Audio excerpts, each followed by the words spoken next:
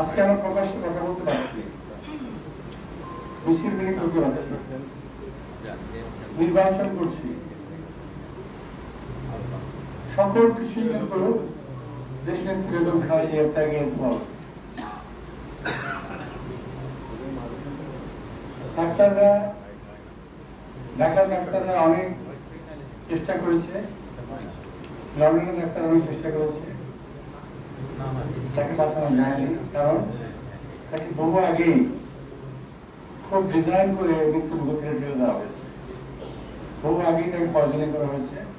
এটা আমি বারবার বলছি, এখনো বলবো, এবং যথাসময় আমরা যে এটা একটা রেসি, এটা একটা ইনভেস্টিগেশন আমরা করবো ইনশাআল্লাহ। একটা কোনো কথা বলতে আমার খুব ভালো লাগছে, ঢাকার ডাক্তাররা যে চিকিৎসা করেছে লন্ডনের মতো একটা জায়গায়, লন্ডন ক্লিনিক হসপিটালের ক্লিনিকের ডাক্তাররা বলেছে ঢাকায় যে চিকিৎসা হয়েছে বেগম খালেদা জিয়ার, এই চিকিৎসা আমরা করতে পারতাম না। এটা একটা ইউনিক ট্রিটমেন্ট এবং এক্সাম্পলারি একটা ট্রিটমেন্ট বাংলাদেশ থেকে তাকে দেওয়া হয়েছে। তো আমি এই জন্য বরাবরই বলি, আমি নিজেও বিভিন্ন সময়ে চিকিৎসার জন্য বাইরে যাই, কিন্তু ওই চিকিৎসা আমার ঢাকার ডাক্তাররা যদি এন্ডোর্স না করে আমি সেই চিকিৎসা নিই না। কারণ আমি ঢাকার ডাক্তারদের উপরে, বাংলাদেশ ডাক্তারদের উপরে আমি অত্যন্ত বেশি রকম আমি বিশ্বাস করি।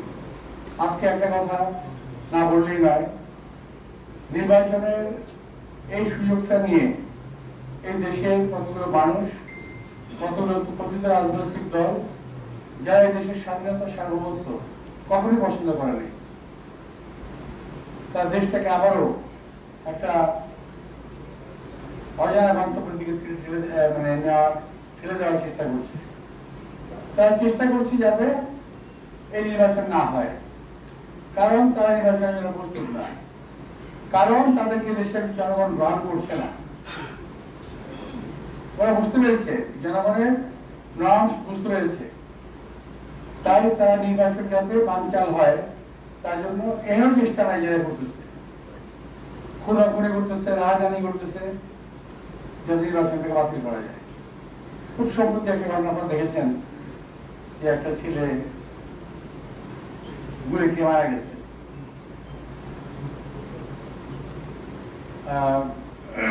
যাকে দেখতে আমি মেডিকেল হসপিটালে গিয়েছিলাম, ডাক্তার অফিসেও গিয়েছিল, সেখানে ওখানে কি সিন তারা ক্রিয়েট করেছিল আপনারা দেখেছেন। আমি অনেক ধৈর্য ধরে ওটা সহ্য করেছি, কারণ আমি চাই নাই যে ওরা কোনো সুযোগ নেই। ওরা পায়ে পাড়া দিয়ে আমার সঙ্গে ঝগড়া করার চেষ্টা করছে। দেশপ্রেমিক শক্তির সঙ্গে একটি দেশ বিরোধী চক্র আজকে যুদ্ধ করার চেষ্টা করছে। কিন্তু আমি আগে বলছি, এখনো বলি যে আমরা কখনোই তাদের এই চক্রান্তে পা দেব না। দেশ নেত্রী আমাদেরকে ধৈর্য শিখিয়ে গেছেন, আমরা সেই ধৈর্য ধরে থাকবো। এই দেশের বিরুদ্ধে এখন চক্রান্ত হচ্ছে, আপনারা চোখ কান করে রাখবেন। ইলেকশন থেকে বানচাল করার চেষ্টা করা হচ্ছে বিভিন্ন দিক থেকে, বিভিন্ন ভাবে। এদেশের মানুষের কথা অধিকার আহরণ করার চেষ্টা করা হচ্ছে। আর একটা ভাব হয়ে গেছে যে বিএনপি ছাড়া আর সবাই কথা বলবে, বিএনপি কথা বলতে পারবে না। আমরা কথা বললেই ওটাকে টুইস্ট করে অন্যভাবে চালিয়ে দেওয়া হয়, বিভিন্নভাবে চালিয়ে দেওয়া হয়। আমি আজকে সকালবেলা গিয়ে গেছি, ওই যে বাঙালি ব্যাংকে গেছিলাম, ওখান থেকে বেরোর আগেই দেখলাম নিউজ চলে আসছে যে আমি নাকি ওখানে গিয়েছি, অন্যভাবে গিয়েছি।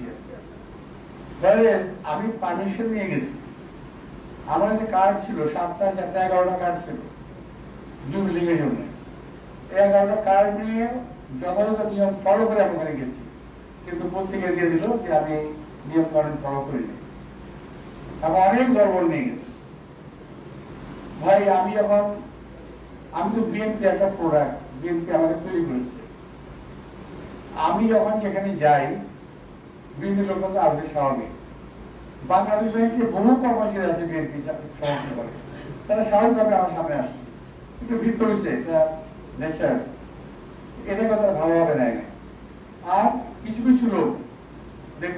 করে আমি আপনাকে অনুরোধ জানাবো, যারা সোশ্যাল মিডিয়ায় কাজ করেন, সোশ্যাল মিডিয়া দেখেন, আপনি দেখবেন যে ওখানে আমার সম্বন্ধে কিভাবে উল্টাপাল্টা কথা লেখা হয়, কিভাবে উল্টাপাল্টা কথা বলা হয়। মনে হচ্ছে যে বাংলাদেশে বোধ হয় একমাত্র একটা এলাকায় নির্বাচন হচ্ছে, সেটা হলো মির্জা আব্বাসের নির্বাচন। এটা মনে হয় না? আর কোন শব্দ নেই, কারো কোনো শব্দ নেই, শব্দ হলো মির্জা আব্বাস, টার্গেট মির্জা আব্বাস, ফেল করা মির্জা আব্বাস, এই হলো উদ্দেশ্য ওদের। তো আজকে এই মিলাদ মাহফিলে আপনাদের অনুরোধ রাখবো, সোশ্যাল মিডিয়ায় যারা অ্যাক্টিভ আছেন, এই ধরনের কিছু দেখবেন, দয়া করে আপনাকে জবাব দিয়ে দিন, তাহলে কিছু লেখেন, কিছু বলেন, অনেক কাজে লাগবে এটা। কারণ ওরা কিন্তু ঝাঁকে একটা দল কোটি কোটি টাকা ব্যয় করছে শুধু সোশ্যাল মিডিয়ার পেছনে, দেশে এবং বিদেশে। বিদেশে 4-5 টাকা ফান্ড আছে, ওদের কাছে ওদের টাকা দেয়, আর দেশে তো আছেই কতগুলো। তো এখন ওদের টার্গেট মিডিয়া আব্বাসকে তারা ফেল করাবে। তো আমি আশা করছি যে আপনারা, আমি দেশনেত্রী বেগম খালেদা জিয়ার একজন কর্মী, বিএনপি একজন কর্মী এবং একজন সাচ্চা দেশপ্রেমিক আমি নিজেকে দাবি করি। তো আজকে যারা কথা বলছেন তারা অনেকেই আমার সম্পর্কে জানেন না, অথবা না জেনে মিথ্যা কথা বলেন।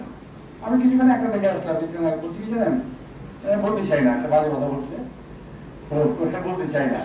তবে কথাতে বোঝা যায় যে সে একটা অপরিপক্ক একটা লোক, পরিপক্ক মানুষ না। এই ধরনের অপরিপক্ক লোক যদি সংসদে যায়, দেশটা যে কি হবে আল্লাহ বলতে পারে।